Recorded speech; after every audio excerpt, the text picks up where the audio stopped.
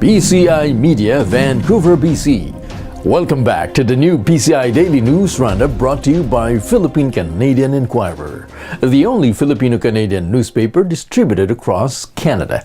I'm Manny Noel Abuel. Thank you for joining us. We have the latest news development. In the news, China responds to Duterte's friendly approach.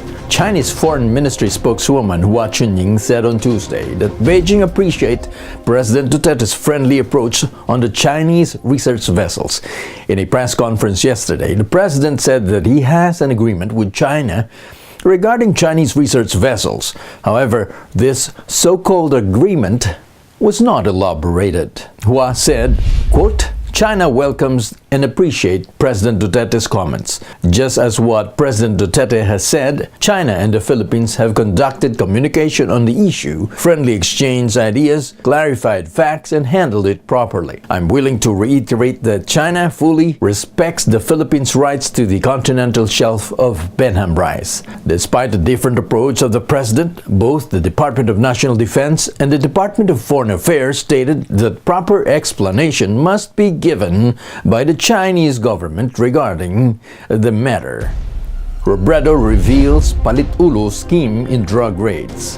Vice President Leni Robredo spoke on YouTube video uploaded by DRCNet Foundation, criticizing President Duterte's war on drugs.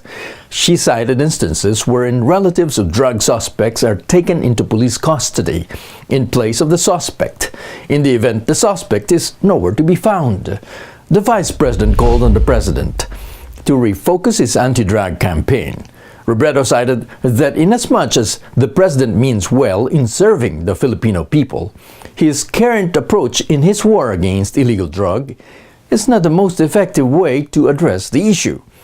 Robredo called for social and economic reforms, urging the President to focus on issues of poverty instead of going to war against illegal drugs.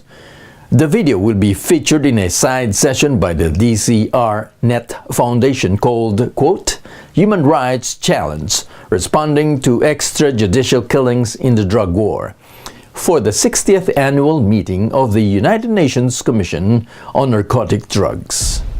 Supreme Court scrutinizes the Lima's petition. At least 4 magistrates have agreed that Senator Laila de Lima's camp may have prematurely elevated their case to the Supreme Court.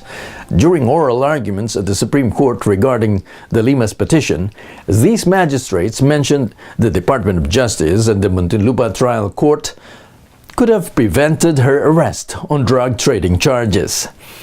According to the magistrates, de Lima could have sought any of these remedies, including filing a counter-affidavit at the Department of Justice during its preliminary investigation and asking the Regional Trial Court to suspend proceedings and conduct a reinvestigation.